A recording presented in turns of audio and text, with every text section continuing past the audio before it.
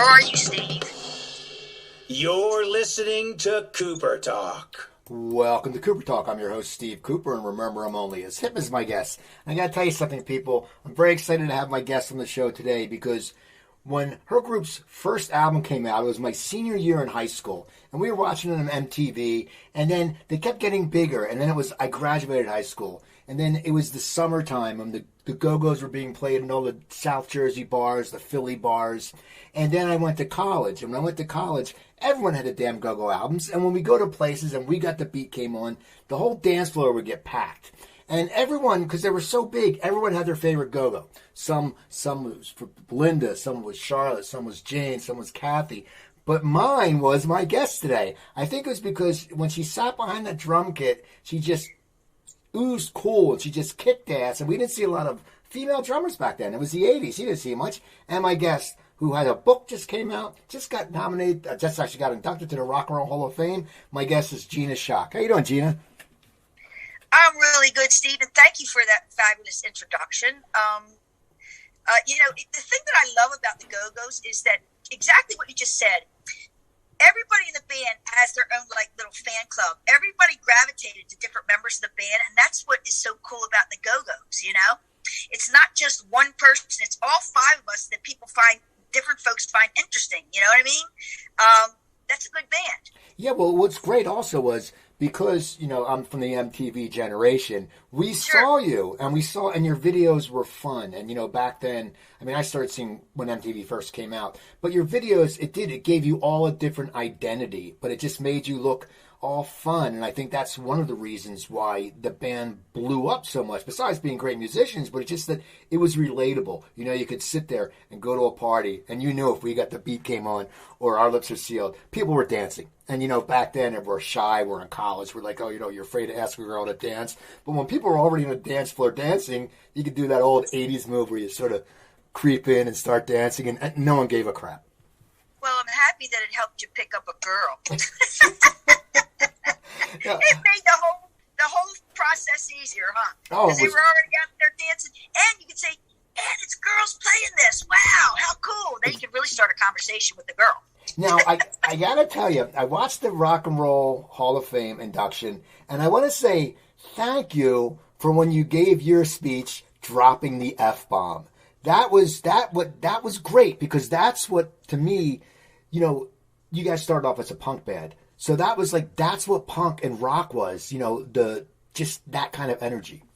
So, Steve, if you'll notice, I was paying homage to the punk era, okay, with my outfit that I had on. That was all 80s punk stuff that I wore, okay, in the early 80s, all my punk gear. And I wanted to show our roots, because we are and were a punk. We were a punk band when we started out, and we're still a punk band at our heart. At the roots of this band, we are a punk band. And as far as dropping the F word, the F-bomb or whatever, anybody that knows me knows I curse a lot. And it's funny because some people can get away with saying it, and other people it sounds really filthy. But when I say it, it's just such part of my vocabulary that you don't even blink an eye. It's sort of like, oh yeah, that's cool. Sorry. Yeah, I'm the same way. I like to drop the F-bomb, and sometimes I'll be watching something and my wife's like, "Do you always have to curse?" And I go, and then when she curses, I go, "Wait a second, you never curse. I'm the one who curses in this relationship." Hey, there was a lot of people cursing on that stage, okay? Didn't Clarence Avant say the F word? I think so. Clarence did. Yeah, because, oh man, he and I hit it off right away. Nicole, his daughter, introduced us, and I had just watched that documentary that she did on Netflix. And I was like, this is so fucking cool. This man, oh wow, I hope I get a chance to meet him. And then there he was, sitting next to Nicole. And I was like, oh my God, Clarence, I love you, and you're so fucking cool. And then later, Nicole was sitting at the table behind us, and she walked up and she said, "My father loves you because you said fuck." Now, what was it like when you... Right, Clarence, what was it like when you finally got the call to be in the Rock and Roll Hall of Fame? Because you guys had been looked over for a long time, and when you think about it, you influenced a lot of musicians. I mean, that's the one thing about the Rock and Roll Hall of Fame. You guys influenced the people my age. You turned everyone on to just the all-female band. Were you stoked when you finally got nominated, or were you just like, or inducted, or were you like, this shit's happening again? They're passing up on us. I was a little excited, but not that much, because I thought, don't count on it, man. The odds have not been in your favor all these years when you could have been inducted. And then I thought, wouldn't it be just perfect that we get nominated and don't get inducted? But then when we actually were inducted, when we got the call that we're going to be inducted from our manager, he's like, hey, girlies, guess what? We're like, you're fucking kidding. Okay, so then I was seriously starting to get excited. But I still had a little bit of bravado about it. I was like, whatever, that's kind of cool, but I don't really care if we do it. Then that night, I was exploding with, like, gratitude and love and the whole thing. And I still feel like that. I am still high over the whole thing that went down that night because, I just hung out with who's who in the industry that I love and the people that I'm huge fans of. It was all a magical night. It was wonderful. Now, what was it like with Drew Barrymore introducing you? Because that had me on the floor when she started putting the cold cream on. I mean, I could tell you guys. We were backstage in tears. We were all teared up because it was like, oh my God, when people said to me about Drew, so what's this up with Drew? I was like, you know what? We couldn't be happier that Drew's inducting us because she's a real fan. She's been a fan of this band since she was a little kid. We'd walk up stage, she'd be there with her mother, stand on the side of the stage. And so we were very happy that she was available to do this. And then after all that went down and we hung out, afterwards, and she started, like, talking to us about, like, what the band really meant to her as a kid and, going through really troubled periods of her life and how we sort of helped her get through and made her know that women could accomplish anything they really put their mind to, that, being a woman was not an obstacle, only if you let it be. And, it was so great. We were all on the verge of tears that night because it was like a homecoming, a family getting back together, and it was all honest and true, and it was like the gratitude and love that we have for each other, and, like, so proud of her, what she's accomplished, because she was a kid growing up in public and you get fucked up. That happens. It's really hard to grow up in public. And we were in our early 20s, and it was like, to be a little kid, not easy. Now, the performance, you've played huge venues, you've played everywhere, but when you're playing at the Rock and Roll Hall of Fame, is there a certain feeling when you look into the audience and it's a celebrity? Or, I mean, is this something where you're feeling adulation? I mean, you're going to feel that anywhere, but it's like when you go perform in front of an audience, it's wonderful. But when it's in front of your peers and people that are icons, what is it like for you? I mean, what was that feeling? It's like, for me, it would give me goosebumps. I'd be like, holy shit. Guess what, Steve? I was terrified. I thought I was going to pass out at any moment. When I first sat down at those drums, my head was spinning, man. And I kept thinking, like, keep it together. Don't fuck up. Keep it together. Just keep it together. Do what you always do. Come on, you've been doing this for a long time. You can do it. I was really mortified. I thought, I'm not going to make it. I'm going to fall on these drums. I'm going to just fall down. It was thrilling, exciting, and terrifying all at once. Because when I looked out there, and I knew who's in that audience, and then I looked at the whole place that was filled to the rafters. It was sold out. It was 20,000 people. Every seat was taken. We took the stage. Everybody in that place stood up. Everybody stood up, started singing and dancing. It was like, oh my God, this is a total Go-Go's concert. That made me feel a little bit better. It wasn't until I got into Our Lips Are Sealed that I started to really calm down and get into my groove and, like, kind of get over the nerves. By we got the beat, I was sailing. You know what I mean? It was like, yeah, it's comfortable and it's good. But, to see all those people and know they're our peers, and to have them all celebrate our induction in the way that they did, it was, it's a once in a lifetime thing, and it was just blows my mind. I'm still floating on air from that whole thing. Meeting all the people that I met, hanging out with Paul McCartney, and Questlove, and Angela Bassett, and you name it. Christ, I can't even think straight. Dave Chappelle, Jesus, and of course the Foo Fighters. All the guys at Foo Fighters, we loved them. Hanging out with them all night, and then Dave had a party. We all went to the party afterwards and played. It was so fun. It was great. Pat Smear was playing guitar. It was great. It's funny, Dave already years ago, God, when I lived in LA, I went to Taylor Hawkins had a birthday party, and I always cracked up. We went, and he had a piñata that looked like him, and when it opened, it was airplane bottles of liquor. And I thought that was the coolest thing I've ever seen in my life, and I'm like, oh, that's what it's like to be a rock star. I love it. Taylor is so humble and such a beautiful individual. He's a real gentleman, and he's one of the badassest. He's a badass drummer. Oh my God, he puts everything into every beat. Every beat that every time he hits one of those drums, his fucking whole being is in that drumstick. That's the kind of playing I love. That's the kind of playing I grew up to when I watched John Bonham and Charlie Watts. Hitting it with all they've got. And he's like that, and so is Dave.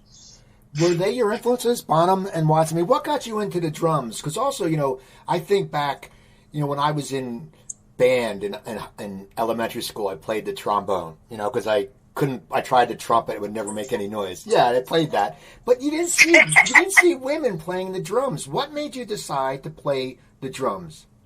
Easiest instrument for me to play. I tried bass, I tried guitar. Took lessons for like a month here, a month there.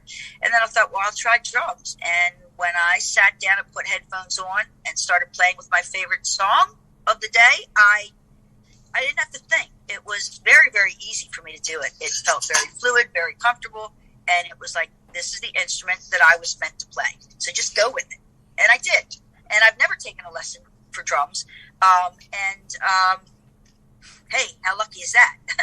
Well, it's fine. I find that a lot of successful musicians really haven't taken lessons, whether it's guitar or drums. A lot of them are self-taught.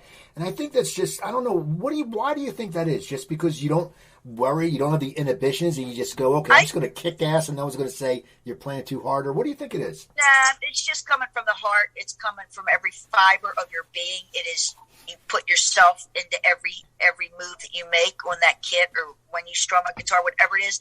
It's something that you don't really have control of. It just happens. Your body does it, and you follow it. You just follow.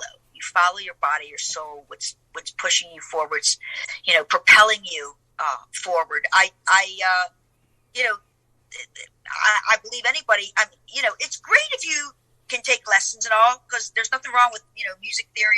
I think it's all important, but if you don't have something in you that makes it happen without having to read something and then translate that into your movements, whether they be guitar or drums, whatever it may be, I think you're sort of in a deficit beginning, because, I don't know, I just feel like it should come from you first, and then if you have something worth following, then maybe take lessons if you want. But I don't know, I feel like, sure, I'm not putting down taking lessons to learn how to play and then taking it from there. But I always have felt that you're right about some of the best musicians. They never took lessons. They just followed what their mind and their body was pushing on them, That's the way it's been for me. I never thought about it. It just happened. Now, you have a book. I want to talk about your career, because I'm a huge Go-Go's fan, but you have this book that came out. What made you decide, it's made in Hollywood, all access with the Go-Go's. What made you decide to do a book? And it's a lot of pictures, and it's the kind of books that are just cool. You can look at them, and you can have a few cocktails with your friends and go, you're not going to be sitting there sharing a novel with your friend when you're drinking. You'll be like, oh, I love that, Steve. You're like, share a cocktail with your friend. Baby, is that just an East Coast thing or what? You know what it is? I think it is. I learned when I lived in... Well, I grew up in New Jersey, where I am now, but then I lived on the West Coast for 25 years, and I just moved back 4 years ago. And I don't know, I just think, I think it's when we grew up, we were always like, we'd be in a car because it's cold drinking beers, because we were underage. And, same here. And because you're from Baltimore, right? Or from Maryland? I'm from Baltimore, yeah. So in California, kids could just hang out outside and on a blanket and drink beers. For us, you freeze your ass off, so we'd always park in a neighborhood that we didn't see them and around and put the heat on. And of course, all these people would know what's going on because they see 4 people in a car that are all frosted. And smoking pot usually smoking a joint as well. We used to get those when I was in high school. We get those Miller Pony bottles. Remember those little ponies? Yeah, ponies. 7 ounce. Oh my God! We put a case in the trunk and we'd go to a drive-in.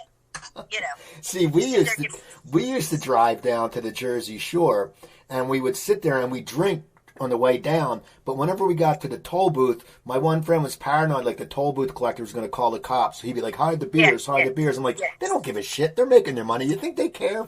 We're driving. Yes, look, I can tell you one thing. When I was growing up and I got pulled over by a cop and he saw we were all drinking, he took the beer and he said, now get your ass home. Right.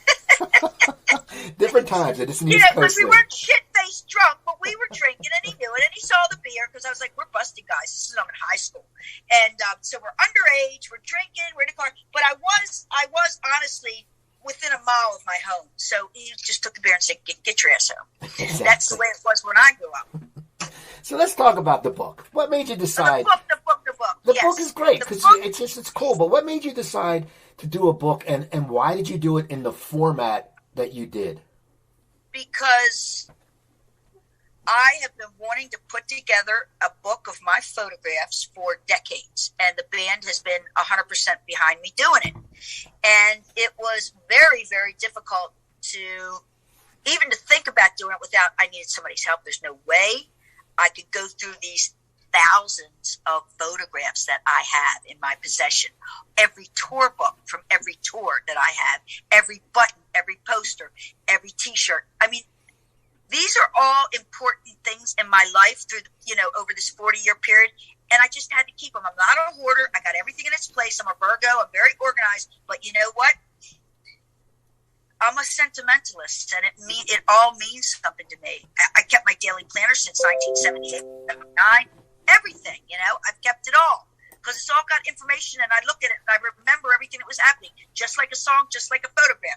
Finally, I found the right fellow to help me put it together, and I flew him from LA. We talked on the phone a couple of times, flew him up from LA, brought him in my house, the living room, all the photos were all over the floor, and he was like, Gina, you have a treasure trove here. This is a go-go's gold mine. Let's write a proposal. Let's get you a deal. Wrote a proposal, and we got a deal pretty quickly on. And then we started looking at the photos, going through that, and I was like, wow, I don't know how I'm going to pick out. Because I had narrowed it down to 500, okay? And then when he finally came back up, he was like, Gina, this is too many. We're going to have to make it a lot less than this, probably half of that. And so we started looking at it, narrowing it down, and then I got the publisher was like, what do you think about writing? What about some text? And I was, initially I said, I don't think I'm capable of it. I've never written a book. I don't know the first thing about it. And then my partner Steve was like, Gina, I've written books. I can help you organize your thoughts. I can help you put it together chronologically or however we want to do this. He said, I know how to do this. So Steve and I just started working on it, and then it became all these words, and it was like looking at those photographs, it all started pouring out. The words started coming out. It was easier than I thought, way easier. I mean, it took a year and a half from the first time we met to finish this book, but I am super proud of this book because it's everything I wanted it to be. It's the photographs I love. All this stuff was in my possession. Every word in that book they're my words, every word. So this is like a slice of my life that I'm sharing with everyone, and especially the fans. I wanted the fans. I did this for the fans. I wanted them to see from the inside what it's like to be in this band. Now, it's funny because every once in a while, I'll find pictures. I can't even find pictures from when I was in college. Okay, the shit gets lost when you move and stuff like that.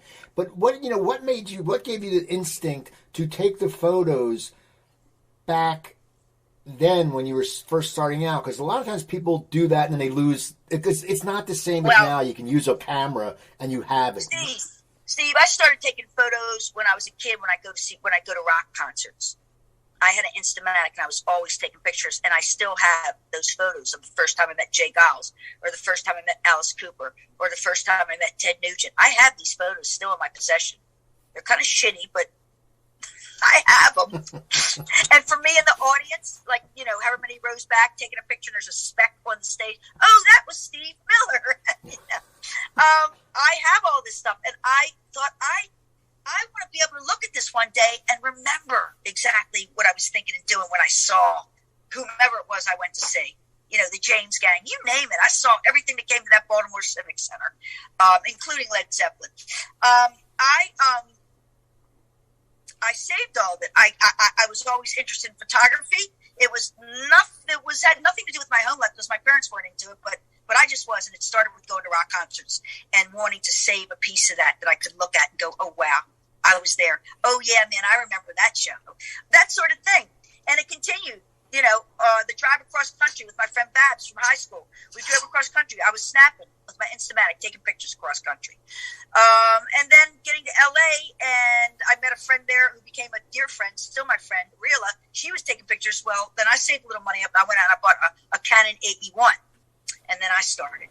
And then I bought a Polaroid and started with the Polaroid. And I was just snapping everything that was around me, my surroundings, people, places, and things, everything I was exposed to, I was snapping, okay? And it just so happens that I was in the Go-Go's. So that's what you get. My life in the Go-Go's, the rest of the band, my bandmates, and then everybody, lots of folks who came in contact over the last, over 40 years now. Now, when you drove to L.A., was it your intention to drive there to be a musician? What brought you to L.A.?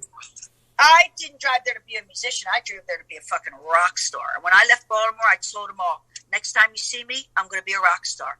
And crazily, I was a rock star the next time they saw me. Because it was a couple of years later and the Go-Go's were happening in a major way. And, you know, friends and family, they saw the rise. They saw the steps, you know. And I got there in 79, February, Valentine's Day of 79. And, you know, by the end of 81, we were happening big in 81. So it was a couple of years later. It wasn't all that long a period of time before I first set foot, you know, in LA until we were, you know, the queens of LA. How did you end up in the Go-Go's? Because you weren't the original drummer. What was it? No. The fellow that I was living with at the time, Steve, when I got out there, he's like, Gina, we're going to get you in a band. We got to get you in a band, man. You're such a great drummer. We're going to find a great band. He said, there's this band, the Go-Go's. I want you to come with me and go. So I went with him and we saw them play at Club 88. And they weren't all that great, but they had an impact on me that I couldn't shake. It was like, they were having so much fun on stage, and they were dressed crazy, and they were a punk band, which I loved. There was something special about them. There was, you know, diamond in the rough, the old cliche. Yeah, that's what that band was.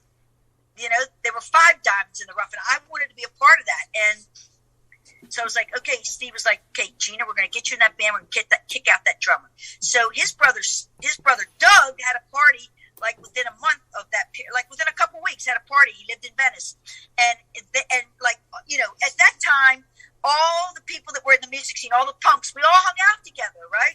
Or they all hung out together. I was just entering the scene, and so when you had a party, just about everybody in the scene would be there because it wasn't very big yet, but it was tight and it was fierce, and people backed each other up. So at the party, I met, I believe it was Jane, Belinda, and Margot. And they came up to me and they were like, we're looking for a drummer for our band. And I was like, well, I'm looking to join a band. And that was it. They came over to the house later that week, and I played a couple songs with them. They brought a cassette tape, handed it to me. I played the songs, and one of those songs was Beatnik Beach, which I loved. And it was like sold, done deal. That was on a Sunday. Monday, their drummer was out. I quit the 2 bands I was in, and that's the Go-Go's. That's how it started. And then started, you know, the whole different approach to what they were doing. And that was, we need to practice. We need to rehearse. Not once or twice a month, but 4 times a week. After work, we get together and we start playing. Because what we have is golden, and if you let it slide by, we're screwed. And I knew this, and I pushed the girls, and they followed my lead. You know what? They were up, and they were ready for something to happen. And, you know, that's how it all started. What was the punk, because there was a punk scene in L.A. What was it like when you guys first started playing the punk scene? Because you hear stories, there was basements and different stuff. What was it like? Like, and how was the reaction? Because it was all females. And you know, we sit here and think about it now, and we think, oh, well, that's no big thing. But back then, that was a big thing. People weren't used to seeing that. Well, we only hung out with each other. You know, it wasn't like we were out there trying to get folks to join our movement here. It was a great time and a great scene, I felt. Like I said, we all supported each other. You could go out any night of the week and see 2 or 3 shows a night. There'd be one at 7 or 8, one at 10 or 11, and then there'd be another one at 1 o'clock in the morning. And you knew everybody, you knew all the bands. So we'd go to one show, see a band play, they'd finish, and then the pack would get bigger. We'd go to another show, the pack would get bigger, and then we'd all go to the Mask or whatever and go sit down there and drink, get high, hang out, talk about what happened that night. It's funny you say that. For years in the Philadelphia area and on the road, I did stand-up comedy. And it was the same thing. We would meet at the South Street Diner, and you just talk all night about what happened and talk shit. And if we were in different comedy clubs, we'd meet in the city. And it was great because there was that camaraderie, and it's cool that you guys had that. We definitely did, and we were very, very supportive. And what's funny is I was talking to Lisa Robinson. I had a thing with her at Rizzoli Books last week, and she was saying to me, when she would talk to Debbie Harry or anybody or the Ramones, they were like, they all hated each other. They were all fighting to get the top spot. Like, they were not friendly with each other. They were all in competition. And I thought, wow, the LA scene was so completely different. Completely the opposite of that. Now, how did you guys get your first record deal? That was with Miles Copeland at IRS Records, and a fellow that worked there, a fellow named John Guarneri, saw us play and told Miles Copeland about it, said, you need to see this band. And then Miles came and saw us play, and he wanted to sign us. He was like, I think he said he didn't give a shit. He just thought it was like, whether we were going to sell a lot of records. He thought just the fact that they're all girls is going to attract attention. So that's a good way to start. So, hey, Miles Copeland, that's what he came up with. He was managing the police. His brother's in the police. His other brother is FBI booking agency. And then Miles is IRS Records. So, he knew what he was doing. And he was young and really ambitious. And we followed his lead. And, of course, he didn't give us any real money to make that record. I think we had $60,000 to make that first record. That included, hotel and everything. Coming, all of us traipsing here to New York and working on that record. But I'll tell you one thing he did he did many things that were really smart and good. But the best thing he did was introduce us to Richard Goddard and have Richard Goddard come and see us play. Because Richard's the one that gave us that album, Beauty and the Beat, and it went to #1. That's Richard. That's Richard Goddard's genius right there. Well, it's funny, that album was, it was, it was just such a big album. And as I said, someone who lived the time when it came out and the videos. What was your take on videos? Because a lot of musicians are different. Some love it. Some think they suck. They're like, we just sit around. We do this. Tell me about the Our Lips Are Sealed video, because it just looks fun. The dawning of the video era and MTV and VJs, and how lucky were we to be happening at that period of time, because that was PR that we didn't even have to pay for. It put our band out there for everybody in America and internationally to see this band. And it absolutely helped with record sales, absolutely helped make the band as big as it became. MTV was a game changer for everybody, for everyone in the music business. And the thing I love is all the VJs were so into what they were doing. They really loved music. They loved being part of the scene. They loved meeting all the artists. It was all real and true, and that's why I wanted Martha Quinn to write something for my book, because, she was one of the pioneers, and Martha was such a sweetheart, She loved what she was doing. She still does, and they were all a part of this wonderful new thing that was happening in our business called MTV, and the dawning of all those videos, which were a pain in the ass to do, but you know what? It was the right thing to do, and it really helped with sales for the band. Why were they such a pain in the ass?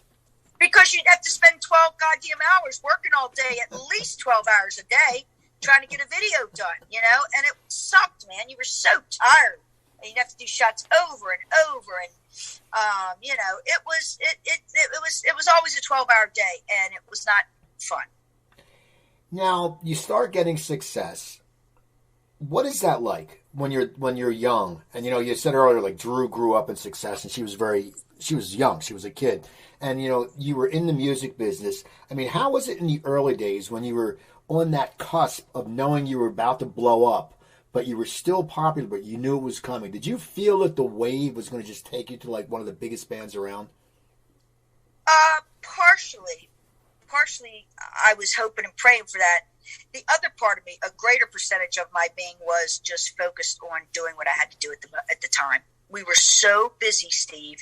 We didn't have any time to think about what was really happening. We were busy doing, and it's all we knew.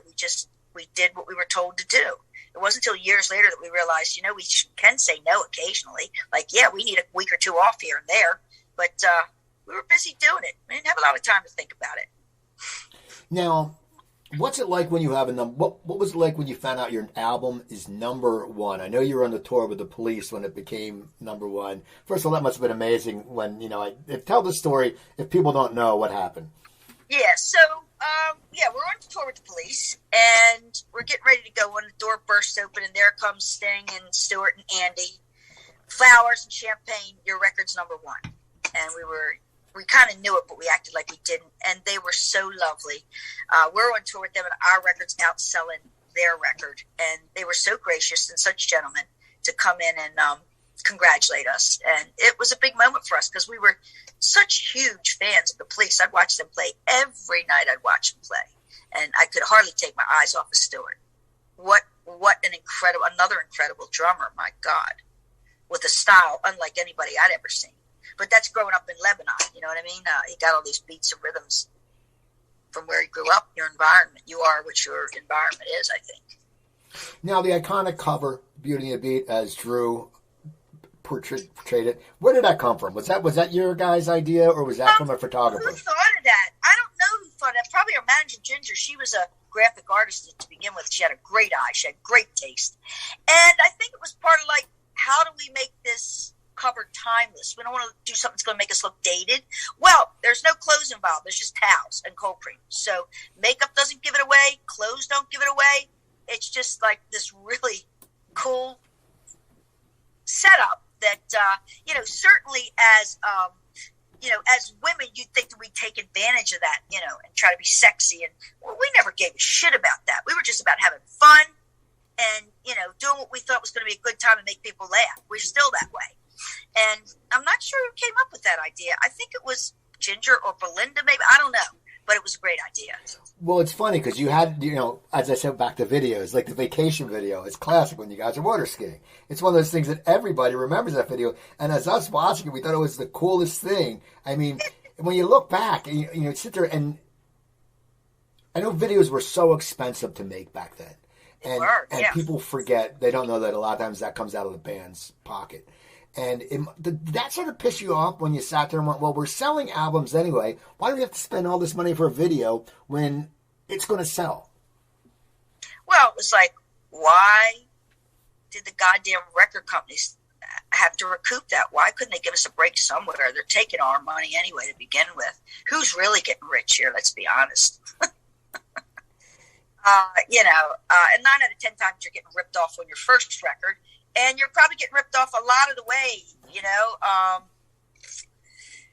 we've had to have lawyers go after Miles to get our first paycheck. But he paid. But we almost had to go to court to get him to pay us. We knew that he owed us $1 million. And, we had the lawyers. They were going at it. And then Miles showed up at a show and, he handed us a check and said, the Go-Go's, $1 million. And we're like, yes. Finally, you jerk. You finally want to pay us? Even after we had to pay for a fucking lawyer to get us to pay us the money you owe us? Come on. And then he gives you a check that you can't even really deposit unless all 5 of you are on the account. It's like, give us... It was all for show. He was big with that. He loved the big show, man. It's like the same thing. When and where do we sign our record deal at like some place called Kelbo's or something on New Year's Day, on April 1st. I want to talk to you. You had a heart issue, which I recently went through some heart issues. I had an irregular heartbeat, and I was in the hospital for 8 days, and it was awful. But yours was at a very young age. Did you always know that there was something wrong? Yeah. How did that happen? Because mine came out of nowhere. And I know for you, it must have been crazy because you were young and you guys were huge at that time. Well, what happened was when we went on long tours like we used to, where you'd be out all year long, you had to have a physical. And we were all went in to get a physical, and mine came back where my doctor called me and said, Gina, you have a heart murmur, but a lot of people have heart murmurs. It doesn't mean a thing. But come on in, because I'm going to do another little test. And so they had this monitor strapped to my chest, and we're at rehearsal, and I get a call saying, because you have to send in every week tape or whatever, you'd send it to them. You need to come in. We need to talk to you. And I'm like, what do you mean? I'm in the middle of rehearsal. I can't come in. Just tell me, no, you got to come in. No. And I started to shake because I knew something was wrong. And I went in and told the girls. Everybody dropped everything. The room got very, very quiet. We all got in the car and went over to Cedars. And the nurse escorted me into my doctor's office, and he pushed a plastic model of a heart in front of me, and I just started flipping out, shaking, and almost pass out. But bringing a syringe of whatever. The nurse came in and shot me with something that calmed me down, but I was out of control because he said, you see here, you got a hole in your heart, basically. Atrial septal defect, hole in your heart. And it was congenital. And it should have been discovered many years later. Many years earlier it should have been discovered. But I was in really good cardiovascular shape because I played drums for so many years. But anyway, the girls were brought in, and he told them, everybody fell apart, screaming and crying. And then we just were like, okay, I made a decision. I'm going to have this surgery right away, as soon as I can, because just the thought of it was making me ill. It was crushing me. I couldn't live with the thought of it. So they said, okay, we'll get you in a week. I had a cardiac catheterization. Then I had 1 week after that to prepare for the surgery. My parents came out. My brother came out. And before they got here, when they were on their way, we decided to go and have one big last blast in Palm Springs, which is in the book. Photos, and there's a lot of text in there about that party that we had, because we thought, this shows you how screwed up we were. It's like, let's just take a bunch of drugs, and we're going to go to Palm Springs, to one of our favorite places and one of our favorite spas. We're going to live it up, and we're going to do a lot of drugs and have a lot of fun and be this gang of friends that we are. And that's sort of what happened. They brought a bunch of drugs. We got a Jag and a caddy, drove out there. I was only allowed to take Valium and mushrooms. They did the coke and whatever else. And we had a blast that weekend, and I took a bunch of photographs. And came back and went into surgery. What was the drug scene like back there? Because I'm someone from the 80s. I know it was it was decadent. But for you as a rock star, explain when did you perform fucked up, or did you always wait till you got done and then partied? Because I know a lot of people who never when I performed, I never drank before after I would party. But what was your course? I'm playing drums, Steve. I can't get fucked up. I can't make a mistake. I can't have my time to be not strong and straight on and right on and perfect. It's got to be good. It's got to be perfect. I'm the foundation. I can't fuck up. So no, I never did drugs before I went on. It was afterwards,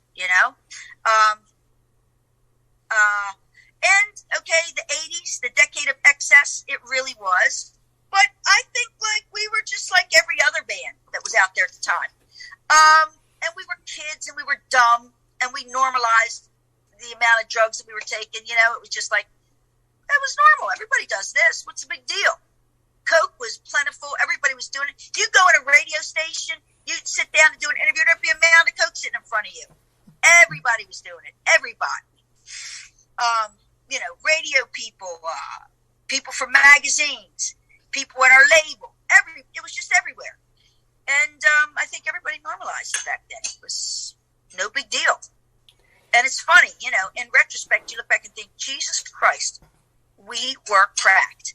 Now, I know everybody can, young kids nowadays do what they do. What concerns me is the amount of heroin that's going around and the fentanyl, because you just die. You die.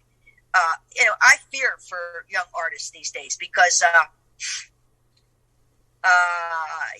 even if you did heroin back then, the fentanyl situation wasn't out and about, and whatever. I don't know. I don't want to get into the whole situation, talk about drugs, but yes, it was a part of what we did. I'm glad I did everything I did. I'm here to tell the tale, and thank God. That's all I can say. And the same thing for the whole band. Now, why did you guys disband? What was the reason? The reason was that that was sort of the height of the drug intake.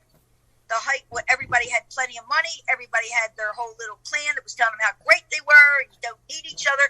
Our management was sort of picking sides and saying, oh, we're going to go with Belinda. She's the voice.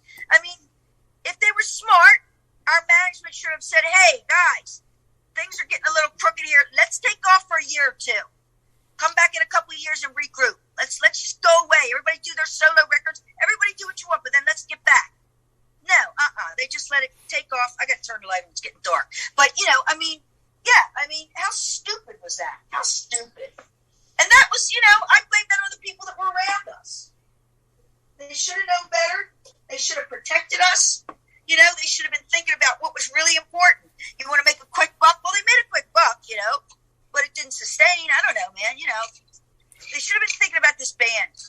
No, when you disband, now it's just you. You guys have broken up. What is your? I know you came out with a solo album, but what is it like when you're on the top? You're on the top of the world, and you're young. You have your whole life in front of you, and all of a sudden, your whole identity seems. That was your identity. You play with them. You guys came from playing dives to being superstars. What was it? What was going through your mind? What were your goals at that time? Did you have goals? You just said, I'm just going to chill out for a while. I've had this heart operation thing. What did you do? Well, what it was like when the band broke up for that period of time was sort of separated. I knew that I couldn't be a studio drummer. That wasn't my calling. So I always have loved being in a band. I like bouncing ideas off of people. I don't want to be a solo artist. But I thought, I'm going to try to put a band together. So I did. I found a partner, Vance DeGeneres, who happens to be Ellen's brother. And we put a band together, House of Schock. Vance and I hit it off. We started writing, and it was a good chemistry. Miles Copeland then started managing us. He liked what he heard. We started rehearsing at his home. We did one show at the Whiskey and got a record deal at Capitol Records.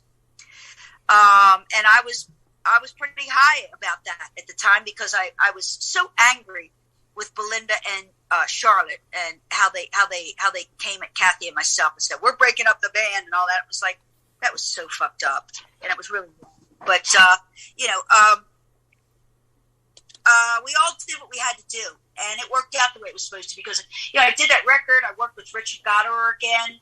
And that first single, Middle of Nowhere, was a really good song. I actually, the reason I can say I know that is because Billy Steinberg, who was a great writer, great legendary writer, called me during that period of time. And he get a phone call, hey, it's Billy Steinberg. And I'm like, Billy, what's up, He's like, Gina, I got to tell you something. He said, he lived between L.A. and Palm Springs. He's like, I was on my way to Palm Springs the other day, and a song came on the radio, and it was so good that I pulled my car over because I wanted to hear the whole thing. I wanted to really pay attention.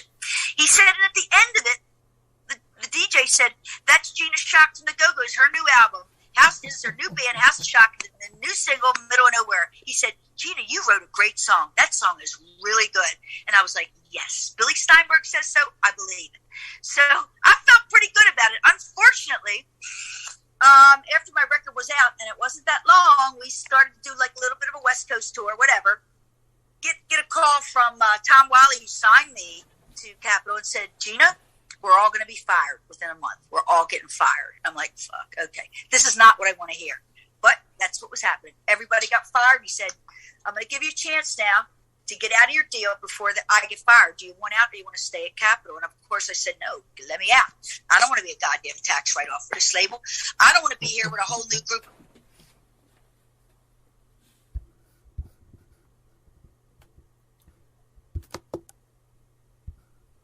You muted yourself. Sorry. I don't want to be there when you get a whole new group of people coming in and they want to sign the newest thing. They don't give a shit about bands that are already signed. They want to find some new acts, and so that they can be the next superstar at their label. I wanted out, and Tom let me off my deal. And at that point, I was fed up. I was just fed up, And so I came to New York for a while, and I just thought I want to be a songwriter. So I got a new manager here, and then I got I got a deal at MCA, a publishing deal, and just started focusing on my writing. And then, of course, the Go-Go's got back together in 1990. We've been together ever since. We started doing shows, blah, blah, blah, blah, blah, and the rest is history. I continued being a songwriter in earnest, you know? What is it like when you got back together? Because I always think, you know, because there was hard feelings. I mean, how do you put that under the rug? Now, given we grow older and we mature, I mean, I'm a Scorpio. We worked it out. Steve, we worked it out. A lot of crying and hugging and apologies. And like I say in my book, we are a family. And the old cliche, you don't always like your family, but you do love them. That's the way I feel about this band. Sometimes I really do want to kill people in this band, and then we make up, and it's like we're family. This relationship of over 40 years is the longest relationship that any of us have been in. You know, think about that for a minute. And, this whole journey's been mind-blowing. It's everything I've ever wanted. It's my dream come true. And I've lived this as an adult, you know. My whole adult life I've been doing this. And I can't get over it that I'm still so lucky as to be doing this. Well, it's just wonderful. One thing that actually, how important do you think to, you know, everyone, the 80s are back. People are loving the 80s. And then your documentary came out. How important was that into getting new fans? Because some people aren't familiar with the Go-Go's. Did you see a spike when that documentary came out? Oh, you know it. That, the documentary, I think, changed everything for the band at this point in time, or 2 years ago when it came out, because first of all, it won a Critics' Choice Award, so it was out and about. People knew about it. People were watching it. And I think that is one of the main reasons that we came to the attention of the Rock and Roll Hall of Fame. I think it's a big reason as to why we were inducted. I think there was, after people started seeing this and the Go-Go's were brought back to the attention of a lot of folks in our peers and our fans, new fans, this and that, there was way more pressure on them to like, hey man, what's up? Why aren't the Go-Go's inducted? You know? And I think they felt the pressure, and then it happened. Now, with your new book, if you can just tell me, what are some of the pictures that didn't make it that you really wanted to make? And will we possibly see a second book? See, there are a ton of pictures that didn't make it. And yes, I could do a second book, and I will give that some serious thought. Of course, I have to get an offer first, but you know what? It would have to be whatever. You know, it has to be the right time and the right amount of money that I have to get offered. All that sort of stuff has to come into play because I'm quite busy right now, and I will be all next year. I certainly have enough photos. I certainly have enough stories. You know, I don't know. The photos that didn't get in there, I can tell you right off the bat, you know, because people mention, oh, you're in there with Robert Palmer, or you're with Joan Jett, or whomever you're in that's like a teeny amount of photos that I have of us with other celebrities, actors, and other musicians of our stature, or above, you know, small amount is in the book. I didn't know I had the hardest time trying to pick out who to put in this book. So I had people help me, you know. What do you think people are going to want to see? I have tons of photos, a lot more. Who are some of the people that you're most proud of or blown away that you got to meet? Like, who was someone that you went, holy shit, I'm meeting this person? David Bowie, the Rolling Stones, Pete Townsend.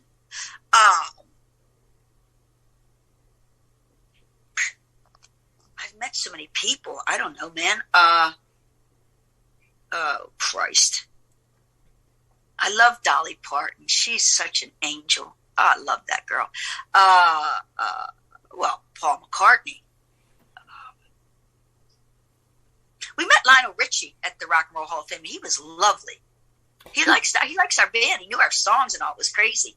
Everybody likes your band. Come on, Gina. Now you co-wrote a song with Miley Cyrus, right? Yeah, I got a song with not with Miley. There was a couple guys I was writing with at the time, and the opportunity came up to work. Well, I went to these two fellas and I said, "Look, the Go-Go's are working on this project." At the time, Disney was putting together a band. We were all a part of trying to put together the new Go-Go's, a version of the Go-Go's, young girls that we wanted to fashion into the Go-Go's. And so they wanted 5, they were going to re-record 5 of our old hits and then 5 new songs. And we all wrote a bunch of songs and handed them in. Well, I had written a bunch of songs with these other 2 writers. And when we ended in the songs, things weren't working out right between the label, the girls, between us. They dropped the whole thing, went right out the window. And they apparently really liked a lot of my songs. They liked all my songs. And I get a call from the head of A&R at Disney saying, hey, there's a song of yours called Breakout. We think it's a hit. We'd like Miley Cyrus to record it. Well, she was almost done that record. That record was finished pretty much. And I said, well, then at the time, Katy Perry was being managed by our management direct, Bradford Cobb. And he managed us and he managed Katy. And he was like, Gina, please let me have this for Katy. This is a hit song. Let Katy do it. So I went in and Katy, we let her do a demo of it. And ultimately, Miley came through with the big money and said, they paid us for the song ahead of time and all that. So we gave it to Miley. And it became the title track and the name of her album, Breakout. And then, of course, Disney came back to us and said, hey, we got this young artist. Her name's Selena Gomez. Can you write some stuff? So we wrote 4 songs. All 4 of them got on the record. 1 was the title track and 1 was the first single. So it was a fruitful partnership with Disney. And then he got fired. So why does that always happen to me? I get something really good going, and then whoever worked with gets fired, and then I'm screwed. Just real quick before we get off. Yeah. You said that you're very busy for the next year and a half. What's going on in your career? What's going on with the Go-Go's? Is there any new music or anything? What's going on? So the rest of the year is I'm going to be promoting my book. I'm also going to be starting rehearsals the 1st of December because we've got shows to do at the end of the year, Go-Go shows, which go up until January 3rd. And we're also working on a project with someone, and I can't talk about who this person is or their company, but they're quality and they're badass.